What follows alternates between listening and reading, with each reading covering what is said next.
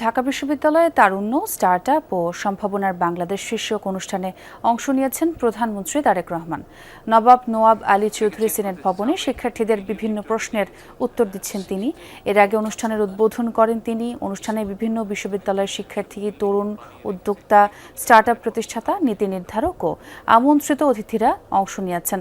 তরুণ উদ্যোক্তাদের উদ্ভাবনী উদ্যোগ, স্টার্টআপ ইকোসিস্টেমের বিকাশ এবং সম্ভাবনাময় বাংলাদেশের ভবিষ্যৎ নিয়ে আলোচনা হচ্ছে অনুষ্ঠানে।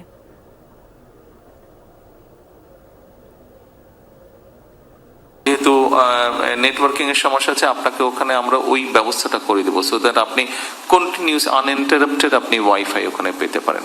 এইভাবে জিনিসগুলোকে আমরা আপাতত চিন্তা করছি। এটা বিভাগীয় পর্যন্ত আছে, এটা বিভাগীয়তেই আপাতত থাকুক।